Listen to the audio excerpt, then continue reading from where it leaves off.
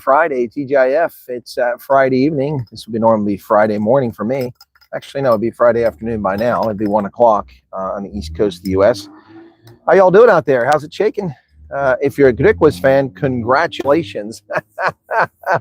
Oh, my goodness. I see this delay is kind of long when it comes through. Finally, after I've been talking for about 25 seconds, it's finally live on the network. So I've been talking for 25 seconds. So that's the time delay between the mobile upfeed and, in the studio, I can do it because I've got a wired network, 3 seconds. But here, welcome back, folks. Yeah, if you're a Griquas fan, congratulations. Man, oh, man, oh, man. That was something else. So I found myself another spot here to chill and share about an hour with you guys tonight and talk about stuff going on in America, including the delimitis, which is really going to affect U.S. consumers.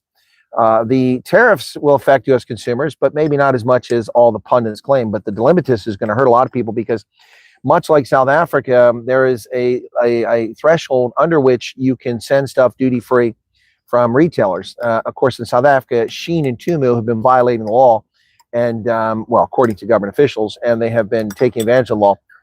But America, the delimitis amount is much higher at $800 per package. So most of the stuff that's coming in isn't going to be hit with that tariff or with any fee. I got to crack my back. Sorry, guys. It's killing me here. Hang on. Yeah. Sorry about that if that was too much to see, but I really had to do that. Yeah. The hip. Got to get back in spot there. Let me see if my sippy cup from Costa is ready yet. Nope, not enough sugar. Not enough sugar. Need some more sugar. Not a coffee drinker. Good evening, everybody out there. So, yeah, I didn't produce any videos today. I was a bit tired. Last night I had to host a telephone call with one of the existing refugees in the States from the First 59 and a news outlet. And the refugees' contact Wi-Fi connection was very poor, so almost weren't able to pull it off. But in the end, we did pull it off, and the interview was conducted last night. Also, as I mentioned, yesterday, more South Africans arrived in the United States as part of the refugee program. So congratulations to them as well. Yeah, so busy past 24 hours to say the least. All right, let's see if that's enough sugar. That'll do it for me. Yeah, I'm going to talk about this delimitis thing. Maybe we'll talk about Trump trying to sack one of the Federal Reserve governors. And they're making a big deal about this. But this woman is accused of serious crimes and fraud. And you can't trust somebody like that to be responsible for overseeing the Federal Reserve system. So YouTube's telling me to put an ad in. I'm not going to do that. Andre Mostart, good evening to you. Lynette Taylor, Edward Gaba. Jerry's here. Sloth Puppy, Manny Van Royen, Ruben Tilbury, Dougie Ray, Julie, Madeline, Emerencia, Quinn, Philip Holtz. How's the life? How's the life? Legion, Johan Barnard, Marian Sventer, James Duvall, Gabrielle Stoltz, AJ Quinn, Chris Mattia, Vincent Dutoy, Sandra Young, Holden Caulfield, Madeline, Peter Liebenberg, Vilma Erasmus, and Thea, Pete Schmidt, Rebecca, hello to you. So who else have I missed here? And there's El-Marie, welcome to you. Didier Magents, the one guy said hi to your wife and girlfriend. No wonder the back is out. Yeah, they're trying to be funny. Marissa Bessalar, on the Brandt. South over, it's done. The cancer is terminal. Well, that might be true. Sync Master, Sylvia Oosthuizen, Virtual Western Cape, USA Minion Subi, Anton Mulder, Barent, Emilia Porcel, Marcel Bacchus, and Chris Swanepoel. I think I've caught up with everybody in the chat there. Time for a sippy cup. So let's sit back, folks. Relax a little bit. Be sure to hit the like button. How are we doing here? We got 147 people here, 62 likes, no super chats, and it's time for the news. Well, let's get to some of this news here. So I logged in VPN to the US Google so I would get US news instead of all this UK news. Nothing wrong with UK news, but I'm looking for some US news too. South Africa's got some interesting news today. We'll talk about that. Talon Mbekis's warning the South African Communist Party that confrontation is bad. He's warning that a potential confrontation with the South African Communist Party. Well, there will be a confrontation with the South African Communist Party, but the thing is, it only has 50,000 card-carrying members. Now, that doesn't mean it only get 50,000 votes. It could very well get many, many more votes, but it only has 50,000 card-carrying members. So how many votes it's going to get, I don't know. By the way, how's it sound, folks? I'm using the microphone once again. it seems to work pretty well. It cuts out a lot of the extraneous nonsense, which is good. So yeah, the South African Communist Party is very small by political party standards. So we'll see what it does. And many of the people who are members are, ANC members. So I don't know how many votes they'll get, but they're making a much bigger deal of the Communist Party than I think they should.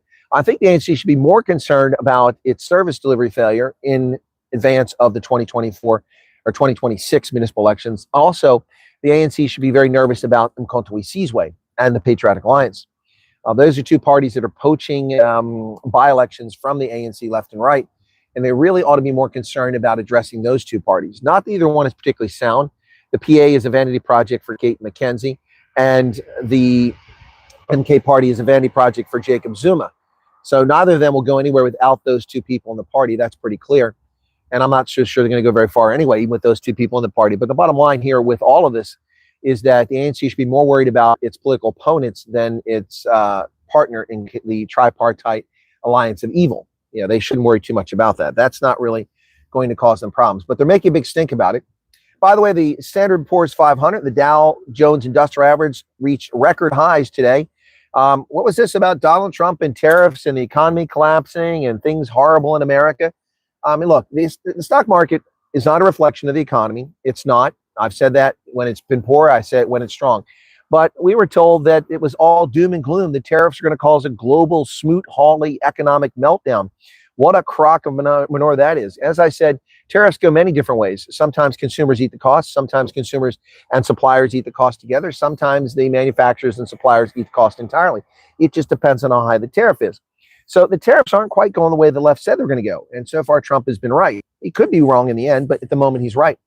The S&P 500 and the Dow hit record high closes yesterday as NVIDIA results really buttressed up the AI market.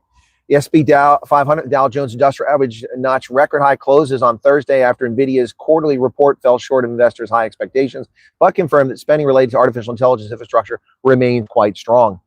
Shares of NVIDIA dipped 0.8% in U.S.-Chinese trade uncertainties prompted the leading AI chip designer to exclude potential China sales. Well, those potential China sales are going to skyrocket because Trump has allowed them to sell chips. Supposedly they're not as quite capable as ours, but the Chinese will reverse engineer that stuff and then just start copying it, and NVIDIA will regret that they sold them to the Chinese in the first place. Of course, there's nothing stopping the Chinese from buying them from a third party and then doing the same thing. So maybe NVIDIA is smart and actually make a little bit of money before the Chinese steal their technology. Other heavyweights in the marketplace gained. Alphabet, that's the company that owns Google and YouTube, added 2%. Amazon was up 1%, and Broadcom was up about 3%.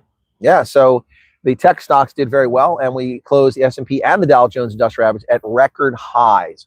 Record highs. Remember, the economy is going to crater under Trump, and his protectionist policies. His America First was disastrous. It was racist. It was outdated. It was Smoot-Hawley. It was just so wrong. Well, the early returns say otherwise. As I said, folks, as I said, it would be otherwise. Yeah, very smart move by Trump. We'll see what happens. Now, I don't think keeping the tariffs at 30% or higher on countries of 50% like India is going to work long term, but it will affect change. And they say tariffs don't work, but as I said, Donald Trump imposed tariffs against Colombia, and they backed down from after they lied about taking their criminals, and then they took them after all. Panama, which was a negotiation with the Chinese for control of the Panama Canal Zone, they pushed the Chinese out when Trump threatened tariffs on them. And Denmark coughed up over $900 million to buy cruisers and actually begin to defend the coast of Greenland and the Arctic sea lane, something they've neglected for 60 years when Trump threatened tariffs on Denmark. Funny how the tariffs work. And now they're working in many ways. The only people that don't seem to get the message when it comes to tariffs are the idiots that are running the government of South Africa, which instead of trying to work with the U.S. government, continue to poke the bear and lie about the situation that's taking place in South Africa. It's a bit disturbing to say the very least, but it is the reality that South Africans and Americans face, a government that is wholly disconnected from reality, and intentionally so.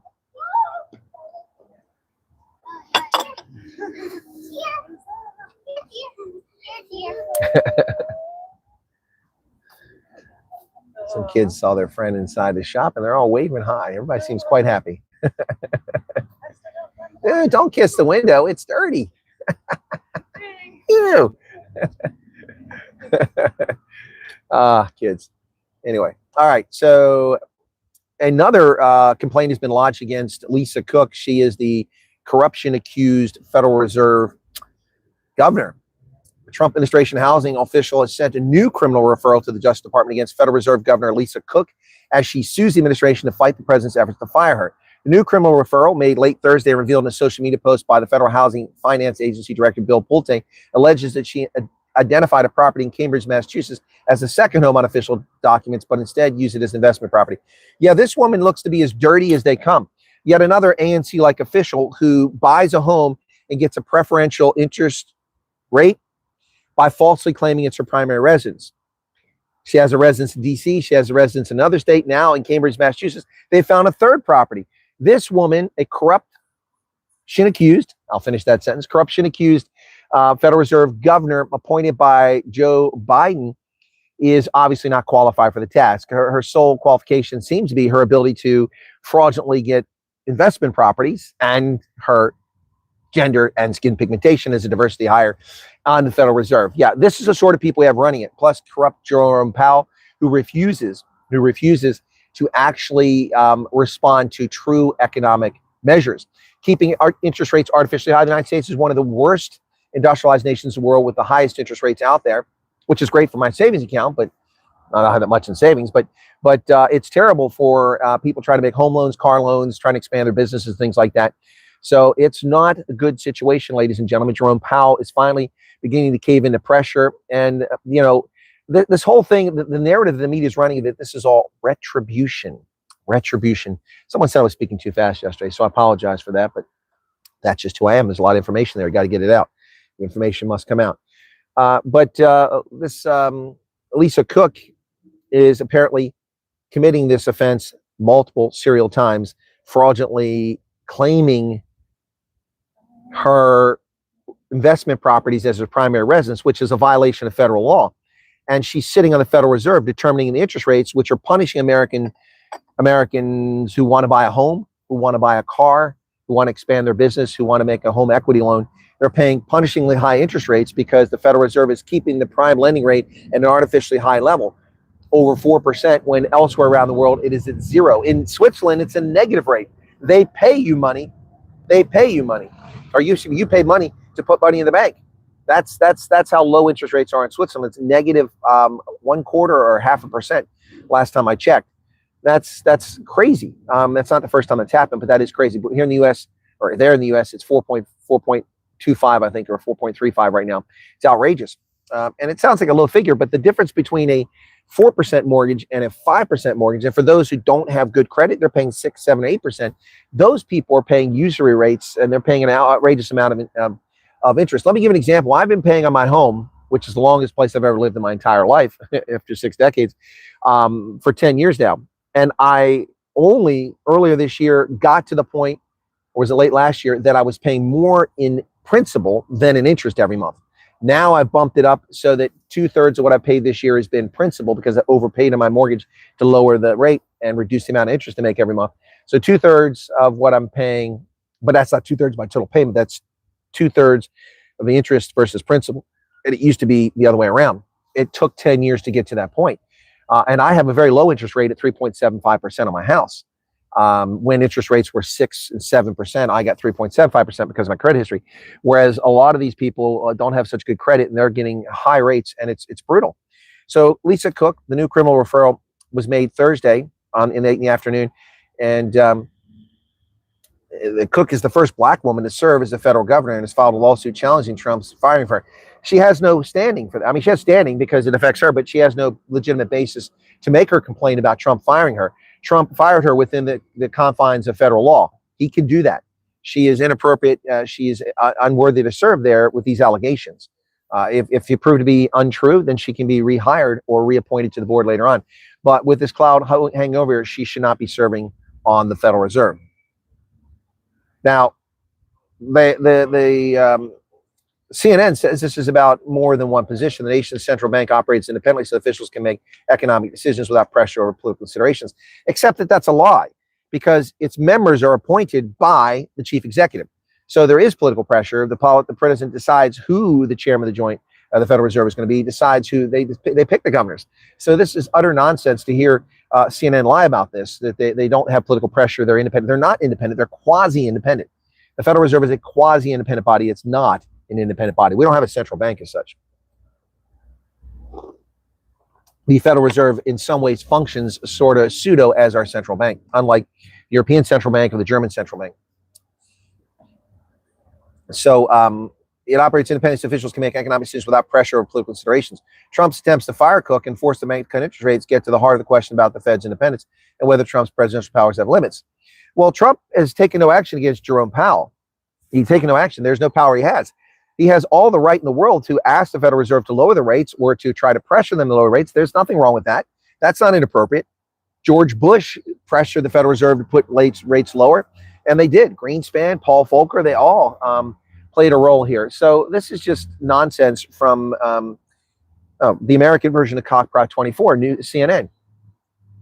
So Abe Lowell, Cook's attorney, denied there's any validity to the allegations against his client. Really? It's funny because they found two houses, both of which are claimed as primary residence. You can only have one primary residence. Now they found a third house, and also the one that was found was in Atlanta, I think it was. This woman, obviously, so the lawyer can lie all he wants for his client. That's not a criminal activity. That's just him doing his job for his scumbag client. But this woman clearly appears to be guilty of many things. We'll have to wait and see what plays out in court. I claim it's a smear campaign directed at the Governor Cook by a political operative who's taken to social media more than 30 times last 2 days to demand her removal. Well, probably the reason the guy took to social media is because he was aware that she had committed a federal crime. Trump has not tried to remove Powell. See, there you go. Now they tell the truth much further down in the story. That is CNN, the cockprot of America. All right, so where are we at here? So why is UAE in South Africa? For the gold? I don't know.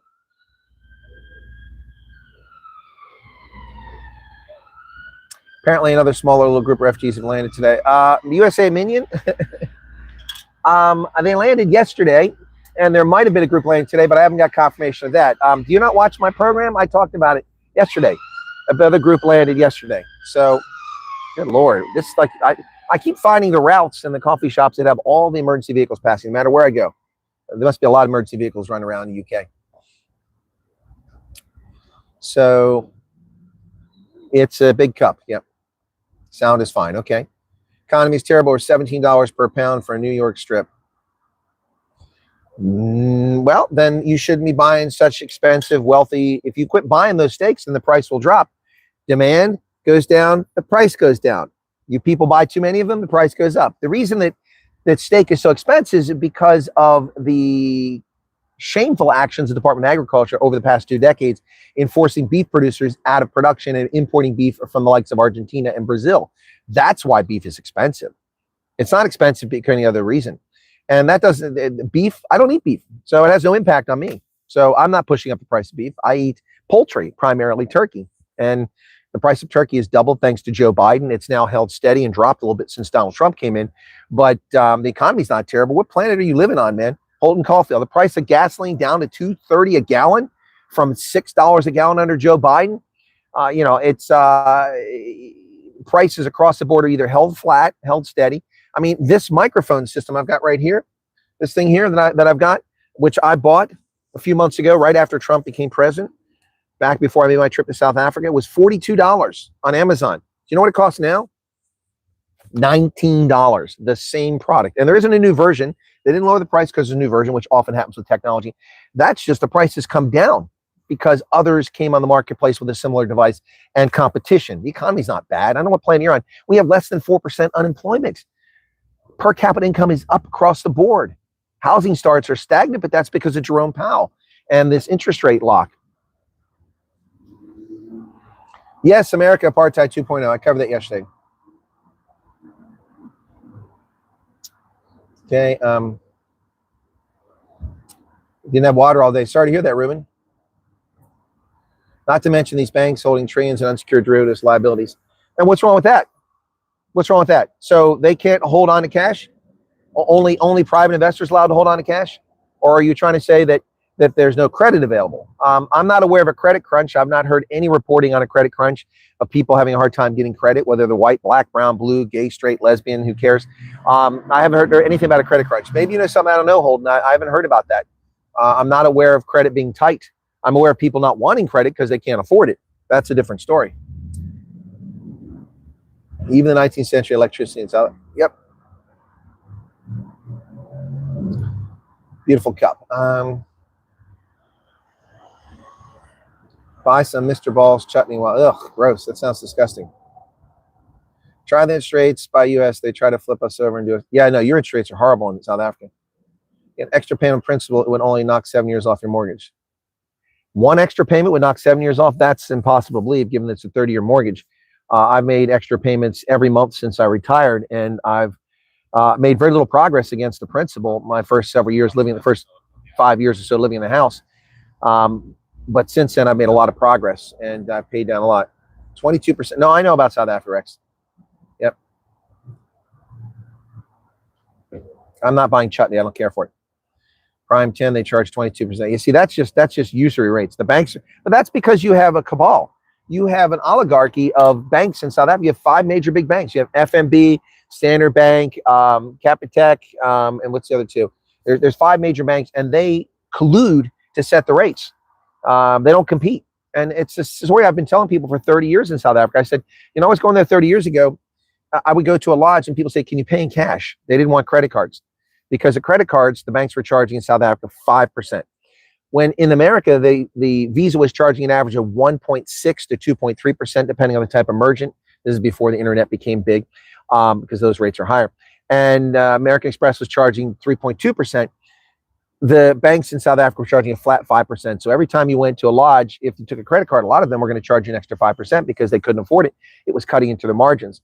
And grocery stores wouldn't accept credit cards. I remember in South Africa, I used to have to carry wads of cash. God forbid I had to do that today. But back in the day, 30 years ago, not even 30 years ago, 20 some years ago, the South African petrol stations wouldn't take credit cards. They refused. They wouldn't take credit cards. All they would take is debit cards. They wouldn't take credit cards because of the rate that was charged to them, and it cut into their entire profit because petrol stations have a notoriously low profit margin, just like grocery stores. When grocery stores average less than 2% profit margin, and petrol stations less than 3%. And the only reason most petrol stations can manage 3% is because they sell soft drinks and food and things like that, magazines. Otherwise, they'd really be screwed. So, you have an oligarchy of banks in South Africa that really distort the outcome, and they charge ridiculous rates. If the prime lending rate is 10%, then premier borrowers with sterling credit ought to be getting loans at 12 or 13%, not 22%. That's ridiculous. Daughter's supposed to get 370 grants. She received nothing. Yeah, no, they just rob people.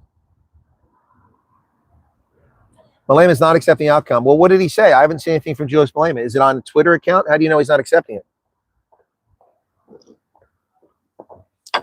That is a big lady. Not big as in large and fat, but she's tall. She could play fly half for a rugby team. Internet costs are extraordinarily high. Your internet costs are high? You know what I pay for internet, right? $302 a month. Over 5,400 Rand per month for my internet. Carlos Fredo, what's going on, man? Mandy van Rooyen, Vilma Erasmus, Raven van Croy, Sylvia Oosthuizen, Pete Smith, people tuning in a bit later here. Thanks for joining us, folks. Just hit 300 viewers, 173 likes. There's something wrong with that picture. That's not nearly enough. You guys can do better than that. Okay, that's not what I'm looking for. I'm looking for this one. There we go. Yeah, so Lisa Cook is in hot water. So here's the big story I want to talk about tonight, folks. And this is one I was going to do a video on, but I figured nobody would watch it. So I thought, why don't we just do it on live and talk about it? But the delimitus, okay, South Africa has a similar thing, but the dollar amount is much lower. I think it's like, is it 25 Rand or something like that, or a couple hundred Rand? But the de minimis, not delimitus, but de minimis. The de minimis exemption will impact U.S. shoppers and businesses. U.S. administration Friday ended duty-free imports of packages worth less than $800.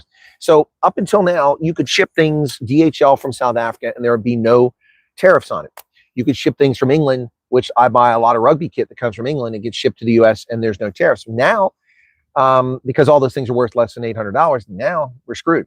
Not only do I have to pay the outrageous, DHL or FedEx charges for shipping, but now you also have to pay the tariffs, and that kind of sucks. This is going to have a big impact on imports, which is the intent, to slow down imports. But then we don't have a lot of companies in America producing, South African rugby jerseys or Scotland rugby jerseys or Ireland rugby jerseys. I've got to buy those where I can get them. So, yeah, the U.S. administration today ended duty-free imports of packages worth less than $800, known as the minimis exemption. The decision increases costs for retailers around the world selling to the U.S. and will likely cause prices to rise. Now, this will cause prices to rise for American shoppers because these are individual purchases, not bulk retail, wholesale. They're not containers full of laptops or containers full of cups or containers full of toilet paper coming from Brazil. These are, you bought something, I bought a mobile phone from, Carphone Warehouse. Do they still have that in the UK? Carphone Warehouse, and they mail it to me in the States because it's region free. Now that's not going to be duty free. Night Phoenix, we have an insane textile tax. Yeah, that's meant to protect your textile industry, but it's failed. Hey, it's going there. Thanks for the 14 Rand super chat. So President Trump announced on July 30th repeal of the duty-free treatment of parcels from every country effective now. With this, the administration expanded a decision in May to impose tariffs on those shipments from China and Hong Kong, affecting retailers such as Shein and Temu, which are undermining the economy in South Africa big time. And they're also harming America. So the Trump administration cracked down on de minimis because it says the exemption has enabled traffickers to easily send parcels containing fentanyl into the country. Well, yeah, okay. I don't think we're getting a lot of fentanyl coming from the UK to the US, if any, or from Germany, for that matter, or from DHL out of Cape Town, the mother city. The fentanyl is coming from China, and this probably should have been applied to China and economies in Asia, but not to the world as a whole. So while I've argued the simplistic, juvenile, childish economists who've made the argument that tariffs would harm American consumers, I've said that's juvenile coffee table analysis, and I've been correct in that analysis. This is one where I say it will cost U.S. consumers money, because now you can't simply order a package from Switzerland and have it come in if it's $500 in value and not pay the tariffs. You're going to have to pay them, and that is going to have a chilling effect for people to order things from overseas. I got to tell you, folks, a number of years ago, I ordered on the same day Amazon in the U.S., Amazon in Canada. I bought some French music CDs because they're from Canada. Shipping was cheaper. Amazon France, some Harry Potter in French. Amazon Germany and Amazon UK, all 5 countries in the same day I ordered things from. And all that was less than $800, and all of them I had to pay for the shipping, but the cost of that was reasonable. But now if I had to order, I could never do that again. The tariffs would be too cost prohibitive. 15% on everything from Europe and UK. In Canada, it would be 30%. So that's not something I'd be doing. But this is a huge story that a lot of people aren't aware of, and they're going to be rudely surprised. Wow, that looked like an owl, but it's actually a seagull. Anyway, I'm not that close to the sea, but there's seagulls here. They like to fly a long way, apparently. So this one is a really big story that's not getting a lot of attention, and people should be paying attention to America. In fiscal 2024, 1.36 billion shipments arrived under the de minimis with a declared value of $65 billion. So that's $65 billion now that will have 15 to 30% or more tariffs slapped on top of it. Letters and gifts worth less than 100 cents to U.S. by individuals will still be exempt from duties under new rules. Okay, so you can buy things under $100. Okay, well, that's going to be interesting. So I guess I'll have to buy 1 or 2 things and not a bunch of things. That's going to ruin it for rugby jerseys, because the rugby jerseys are all more than $100. So that ain't going to happen. That ain't going to happen. Wow. Canada, Mexico, and the United Kingdom are the biggest senders. Yep, we know that. Well, Mexico, because they're sending care packages, they're illegal alien family that are hiding in America. Whereas Canada and the United Kingdom are shipping goods to consumers in the U.S. All right, so other significant countries include India. There's a large Indian population in America, and that also includes a lot of unsanctioned, unlicensed, illegitimate knockoff drug shipments to America. You can go online and buy yourself, some erection drugs, or buy yourself some antibiotics direct from India, which is illegal, but they pull it off. Shipments from South Korea, I have no idea what that is. I mean, how many people are buying kimchi? And Thailand and Vietnam. Since the China exemption was eliminated on May 2nd, the minimis volumes have fallen by 1/3 because China was the major shipment. So yeah, so it's already hit China. So small British businesses selling online to U.S. shoppers have already alerted customers to price increases. Sewing pattern fabric company Merchant and Mills, for example, announced an Instagram post that it would increase its prices by 15% to cover the duties. So there's a case of consumers actually eating the cost. So my recommendation is, if you shop at Merchant and Mills, don't shop there anymore. If they're unwilling to pick up some of the cost and make you pay for it, then, too bad. Move on and find someone else. So the number of duty-free shipments to the U.S. under the de minimis has surged in recent years. In 2002, it was just 111 million shipments. Now it's more than 11 times that at 1.3 billion. Although this year it's dropped down. It's at 945 million, dropped down a little bit. So, yep, that's from October to June. So the year isn't over yet. So we got to get to October, 3 more months. It might still reach that level. So the change has caused turmoil in postal services all over the world, with Australia's Post, Germany's Deutsche Post, Japan Post, Korea Post, and others pausing shipments to the U.S. as they work out a way to adapt to this restriction. UK continued shipments. I know that because I ordered something and it's already made its way over to the States. Britain's Royal Mail resumed shipments on Thursday, saying customers can send parcels using a postal deliveries duties paid service, paying any duties up front, as well as a handling fee to cover additional costs of clearance into the U.S. It's very challenging for the Post to go into an environment where they have U.S. collect duties when they never collected duties, said Clint Reed, founder of Zonos. Software helps businesses calculate, collect, and remit duties. Well, they're going to have to update their software. It's the bottom line with that, folks. U.S. Customs Border Protection said it was taking the necessary actions to implement the order. New tariff regime will also increase paperwork for sellers. U.S. Yeah, it's going to be a nightmare. That will be a nightmare. So this is one where Trump is hurting consumers. I think it should only have been applied to the transgressors who are responsible for the fentanyl shipments, not to every country around the world. That would have been much more effective way to do it. Most low-cost e-commerce parcels around the U.S. come from China, 993 million. So again, why don't we just put it on China? It was only 115 million shipments from other countries. Excuse me, no, from blah, blah, blah. So you got China, then comes Canada, Mexico, UK, Hong Kong, and other countries. So all of them together are just like 400 million. So China is 2/3 of it. Is Johan Eisel in the chat? Johan, how's it going? I've been, Giselle had talked to me when you first were unresponsive, went into the hospital. I didn't know you were still there. We chatted a few times. And then Hendo mentioned earlier, but it was a Facebook thing. I couldn't get the Facebook on my laptop. So I'm glad that you're okay. Yeah, Johan, that's you got to monitor that situation. You can't let yourself get in that bind. I'm glad that you're doing better. But the picture that I could see, which I couldn't get to, that's on Facebook, didn't look very good. Looked very bad for you in the hospital. But I'm glad to see you're here. Yes, Jack, this is my adult sippy cup from Costa. It's a large cappuccino. So I lift it with both hands so that no one thinks that I'm like, having extracurricular activities from the left hand or from the right hand. See, those biceps are equally large. They're the same size. So you can see that I'm not using those hands for any extracurricular activities that would be inappropriate. Hence the reason why I make sure I lift my coffee with two hands.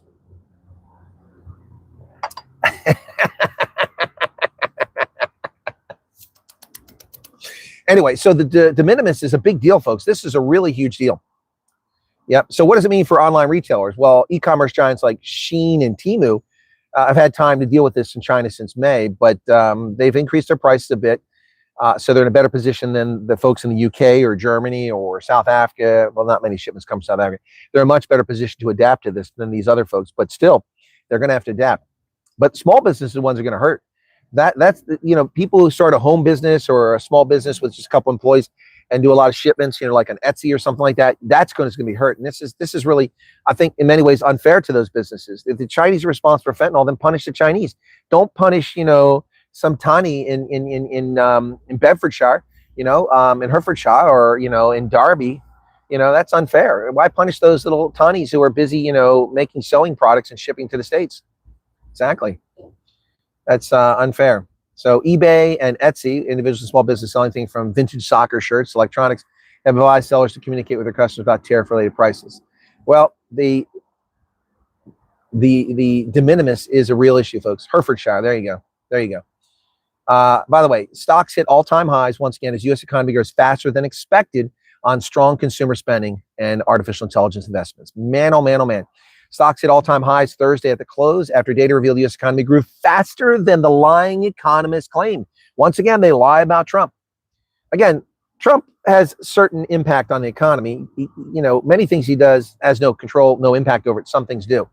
So, by the way, I think they close, like most of the cost is at 7:30 here. So it's after 7 now. So at some point they're going to come out and collect all these tables and chairs, and including mine. So I'm going to start drinking more of my coffee here. It's 5 after the hour. Silver went up. I didn't see that. Watford. Every time I pass Watford Gap, I think of Are You Being Served? In the episode where Captain Peacock is called Jack the Lad. supposedly, hanging out with a young lady who was giving advice, marital advice, because she wanted to marry her partner. So they thought he was having an affair with her. And so he tried, he tried to get his boss, Mr. Rumbold, to cover for him with his wife. And he said, certainly not. And he said, well, can you say that, I was in Bedford, Reading instead of bedding. Anyway, but he said, would you say that I went here? And he goes, well, and he said, no, I'm certainly not going to do that. And then there's a place that was halfway between, I think it was supposed to be like in Manchester. He said, I went to a conference in Manchester. He goes, you didn't go to Manchester. I'm not going to say that. Would you say Watford Gap? I'll never forget that Watford Gap. Watford Gap. Yep. So you pass that on the M1 when you go north in the UK. Watford Gap. When does the sun go down? About 9 o'clock.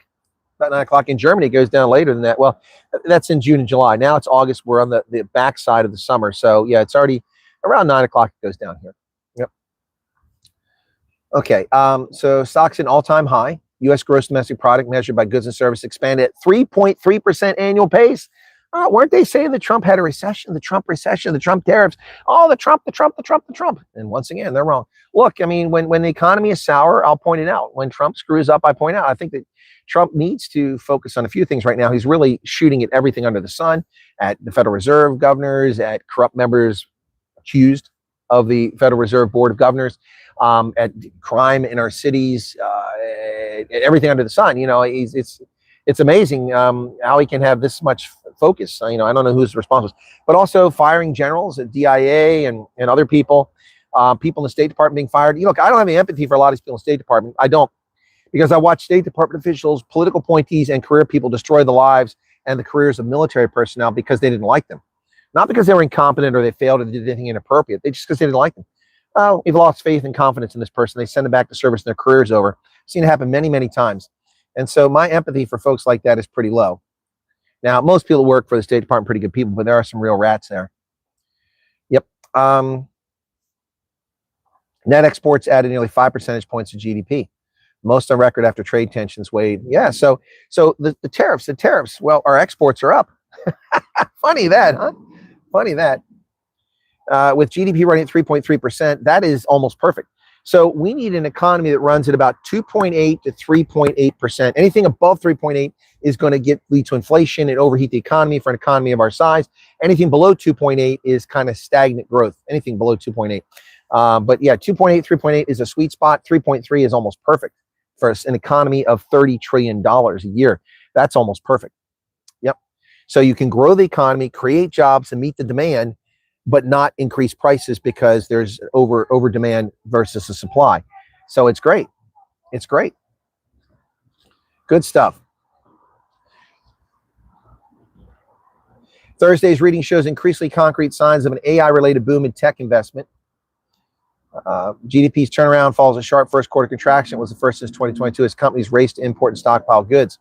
Now the economy is expected to adjust the tariffs, especially as the final rates roll in. And wait till Trump starts rolling back the tariffs after countries stop playing unfairly. When these countries stop playing unfairly and cheating against the United States and our imports, if they start treating our imports fairly, imagine what will happen then. Then the economy will just take off, man. Take off. It'll be amazing. So if we can get the tariffs back down to a much lower level, imagine what will happen then. The economy is growing with the tariffs at 15% or higher for most of the world. Wow. Gross domestic income, which measures income generated and costs incurred from producing goods and services, surged 4.8% in the second quarter. Wow. Jerome Powell, picture him there. Anyway, so things are growing. But they're upset about a lot of things. Another thing I didn't talk about here is the CDC. What's going on at CDC, man? It's just crazy. So, boy, the super chats are thin tonight, and the audience is a little bit smaller, but that's okay. Glad to see those of you here. The purge at the top, the U.S. Centers for Disease Control and Prevention, crystallized the dilemma facing many professional officials across the U.S. government. It is their duty to medical science, economic data, or the best possible conclusions to be drawn from intelligence, or should they reflect the world as President Trump wants to be? Well, actually, they should simply do their job.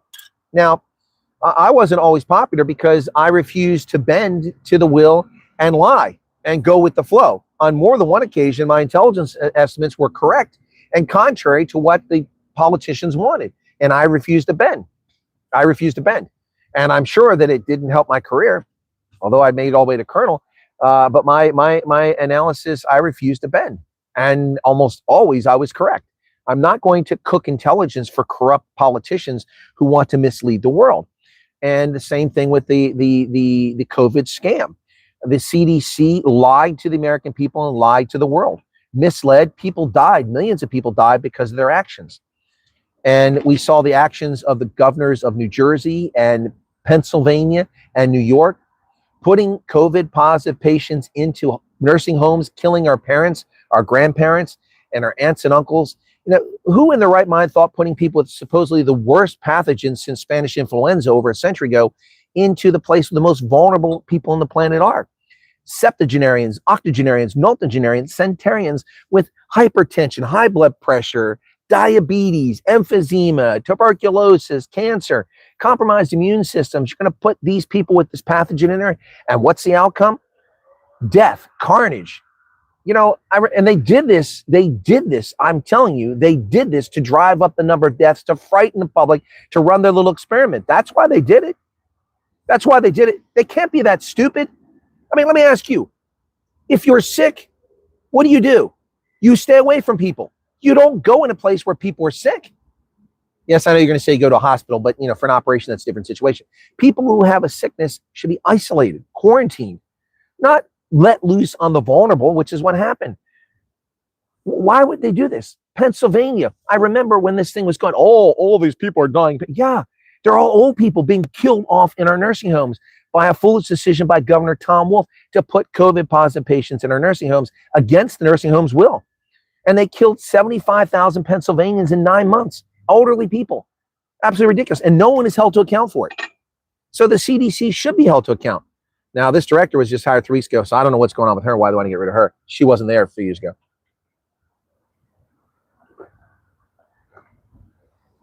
But Dr. Fraud drawing a $500,000 a year salary when the cap on federal salaries is $140,000 a year. What's that all about?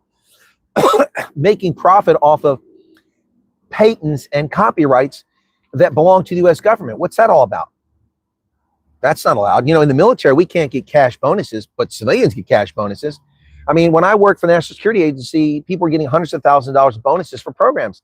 And the civilians I worked for tried to give them me. I said, you can't do that. They want to give me, you know, like $60,000, $100,000 bonuses for the contributions I made to the intelligence community, but you can't do that. So I got an award. I got an award. Yay. That's fine. Shouldn't be handing money out like that. You got a debt to pay off. And folks, as I said, my clock is running out. I'm down to about 17 minutes here. They're collecting all the tables. They're going to chase me away. There's no rush, anyway. Oh, she said there's no rush, but I still got a third of my massive sippy cup of cappuccino here I've got to put down. I got to drink a little bit of this real quick.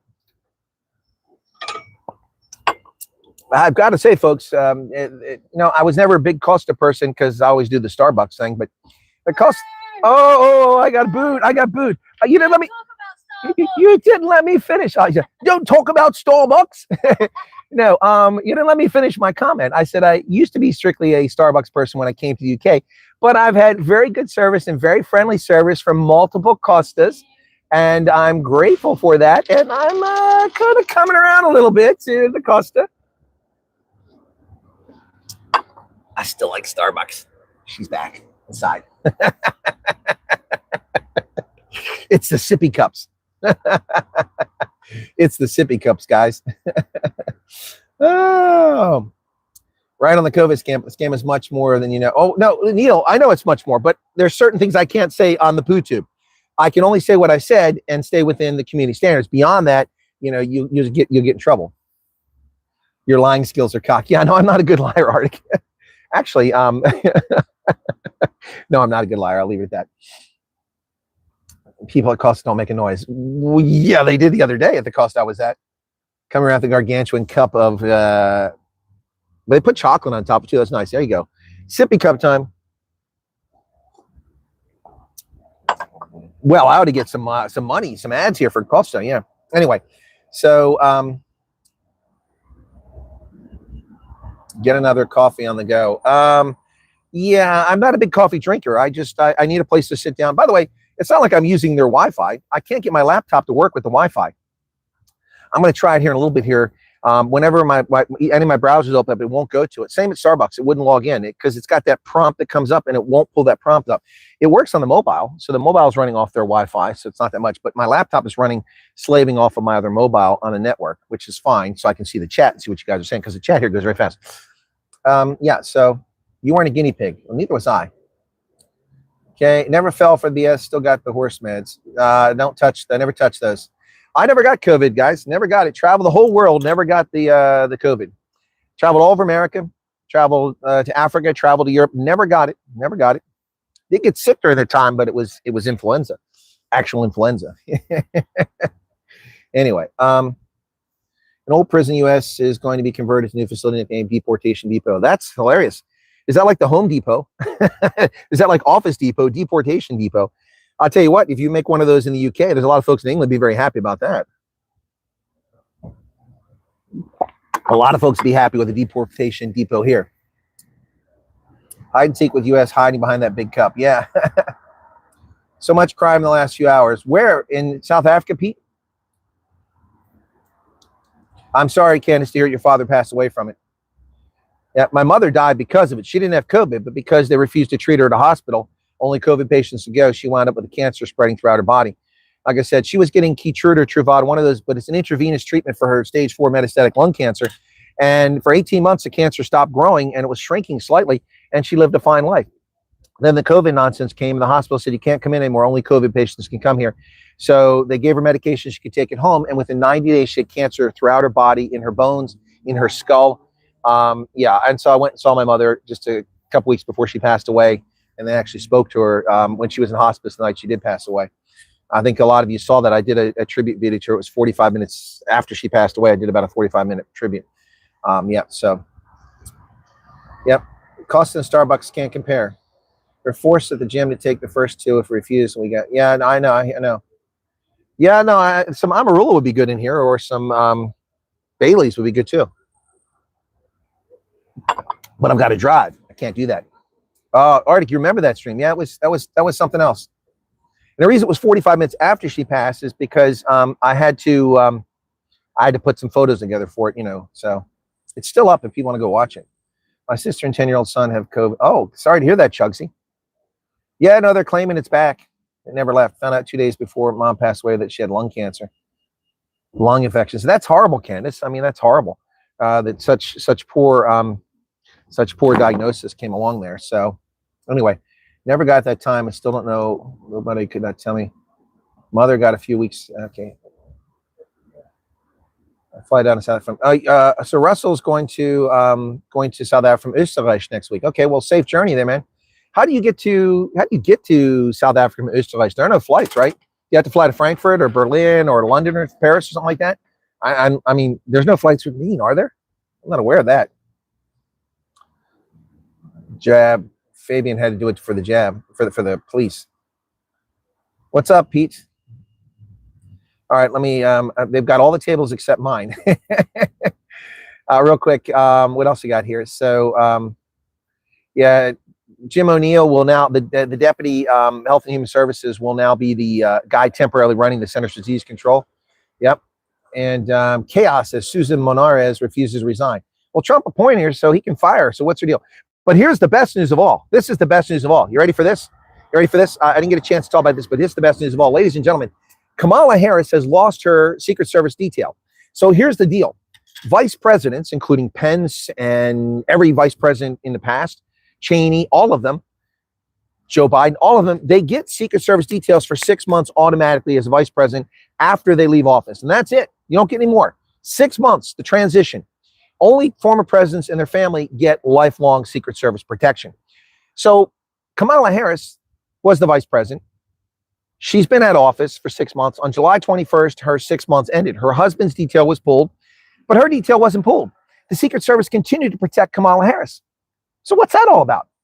Why did the Secret Service continue to protect Kamala Harris? Because someone in the Biden administration illegitimately and illegally put a memorandum out directing the Secret Service to continue indefinite protection for Kamala Harris.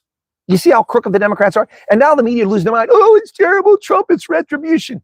No, it's the norm. It's a waste of resource to protect this cackling hyena. She's wealthy beyond imagination. Let her use her own money to protect herself. Taxpayers shouldn't be paying for it. She was never president. Thank God. Thank God for that. So they're losing mind. Trump cancels Kamala Harris' Secret Service detail that was extended by undisclosed Biden order. Yeah, so Joe Biden, probably the auto pen, signed this thing. So that's the best news of all. Kamala Harris has lost her protection detail. And they're going to lose their minds. They're like, oh my God, it's retribution. It's not retribution. All the steps that Trumps are taking are rational decisions. People wasting money, wasting resources on things that are illegitimate that should not be spent on. And Trump is rationalizing the U.S. government, and they're losing their minds. They're losing their minds because she lost her detail. She's not entitled to a detail. She got a full month plus more of detail than she's authorized, but it's over. The vacation's over. The joy is over. Those agents can come back and actually protect people that need protection now. Presidential candidates and presidents and their family. And former presidents. Wow. Kamala Harris. Unbelievable. So, President Donald Trump revoked Kamala Harris' Secret Service protection on Thursday, according to a copy of a letter reviewed by CNN.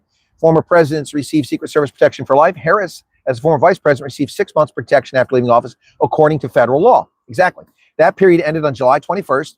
However, her protection had been extended for an additional year via directive not made public until now, signed by then President Joe Biden shortly before leaving office.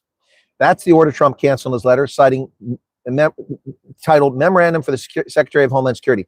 You're hereby authorized to discontinue any security-related procedures previously authorized by executive memorandum beyond those required by law for the following individual, effective 1 September 2025. Former Vice President Kamala D. Harris.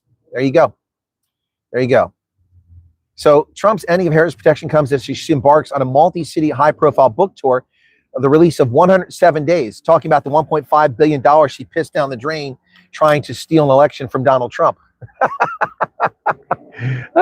The vice president's grateful that the United States Secret Service for their professionalism, dedication, and unwavering commitment to safety, said Kirsten Allen, a Harris senior advisor. And that's the right approach for them to take. But some Democrats, their feelings are hurt. What will now disappear is not just the agents assigned to guard her in person 24/7. Secret Service protection includes constant analysis of threat intelligence and covering in-person situations, emails, texts, and social media. With her detail canceled, Harris aides are worried they will lose the same access to threat warnings. No, they won't. The Secret Service will provide a threat warning if there's a reason to give them. They're not going to. See, that's an asinine comment. They're not going to, like they did with Trump and try to get him murdered in the Biden regime. They're not going to hide threat assessments from a protected person, a former protected person who's in jeopardy if they're aware of it. Now, they may not be monitoring something. That's a true story. But if they're aware of a threat, they're not going to keep it. That's a criminal act. And that's what they did in the Biden regime. They tried to get Trump assassinated by hiding that information. It's as simple as that. Simple as that, folks.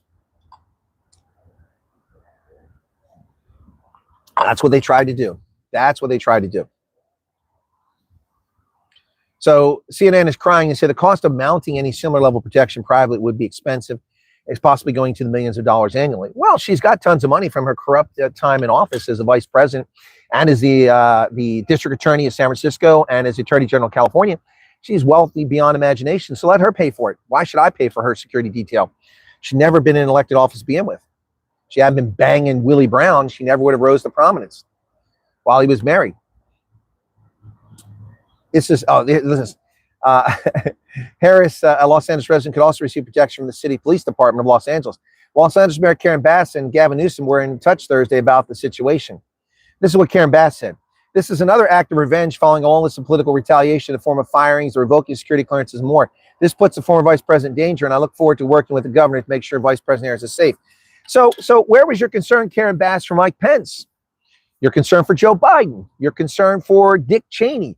Your concern for Al Gore. Your concern for, who's the guy from Indiana? George Bush is the vice president. The guy that's in potatoes. I can't think of his name right now. The one from Indiana.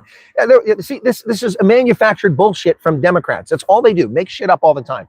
They just make stuff up. Whoa. No, she got more than she was entitled to, and it's been rescinded to save the U.S. government money. She doesn't deserve that protection. What a ridiculous bunch of nonsense. And Karen Bass needs to be removed from office. It is an immoral person who runs a criminal city that undermines U.S. law. And she should be prosecuted along with Gavin Newsom. But that's all the story. All right, I've managed to finish off my sippy cup there. So that's done. And I probably need to wrap up here shortly so these people can close. They're closing at 7:30. So we got a few more minutes here. Anyway, folks, By the way, the Thai prime minister has been removed from office. Yes, well, hey, thank you, Holden. Her running mate also sold the U.S. down the river, as did the Clintons. The Clintons sold stealth technology to the Chinese communists when they were in office, and they've never been called to account for that, for campaign donations to his re-election campaign in 1996. Yep, that's right. Yep, that's been uncovered and buried. No one cares to follow up on that. All right, Thailand's constitutional court has voted to sack Pattongtarn Shinawatra over a leaked phone call to former Cambodian leader Hun Sen, in which she called him uncle, showing a sign of respect, and disparaged a Thai military commander. Well, the Thais don't like their military being disparaged. They don't like the king being disparaged either. The verdict immediately removed her from prime minister's office and dissolved her cabinet. Dozens of senators filed a petition to the Constitutional Court claiming she violated ethical rules and undermined the country's powerful military at a time when tensions were flaring at the Thai-Cambodian border. She previously defended the call as a negotiation technique, but the court said her actions had caused the public to lose faith and trust. So she's out. She's out. She's no longer the prime minister. And Thabo Mbeki is warning about the communists. Yep. He says South African Communist Party, former President Thabo Mbeki, is warning the South African Communist Party if it directly challenged the ANC, the two parties would clash. Well, I wouldn't worry about it. The ANC, as I said, needs to worry about things much bigger than the Communist Party. MK, their service delivery failure. I'd love to interview Tommy Robinson, but I'd probably lose my channel. I also don't know him, so that's going to be impossible. Of course, Trump could be president forever. No. Newsom's already said that. Trump won't leave office. He doesn't believe in democratic elections. Really? He won 3 of them. I mean, 2 of them, maybe 3. Trump believes in democratic elections. He left office when he lost in 2020. He left office voluntarily. So Gavin Newsom's just a lying sack of horse manure. And he says that Trump won't leave office. What a crock. Yeah, Thabo Mbeki's guilty as hell, too. Yep. He's guilty as hell, too. Okay, guys, I'm going to wrap it up here. I want to thank everybody for being here. Thanks for that little bit of super chat that came in earlier. I appreciate that. 324 likes, the 1,142 people who watched this now on a Friday. Tomorrow, I'll be in York. The game is tomorrow evening, USA and Australia. I'm going to try to do the Cavaliers and Sharks game from the hotel if the connection's good tomorrow on Rugby Ascendant. Today, I did the Griquas with a fantastic victory. They smashed the Cheetahs in Bloemfontein 40-10. It was amazing. So I'm going to try to do that game tomorrow. If I don't, then I'll just make some shorts. I don't know if I have a live broadcast tomorrow. If I do, it'll be late at night tomorrow night. So it'll definitely be a night owls for people in South Africa and the UK. And then Sunday, I'll probably have an earlier morning broadcast on Sunday because I've got another game on Sunday. That is South Africa and Italy. So USA, Australia tomorrow in York, overnight there. And then on Sunday, I've got another game. All right. So thanks, guys. Be sure to hit the like button. I'll catch you later. And take care of yourselves. Thanks for the super chats, the likes, the comments, and the views.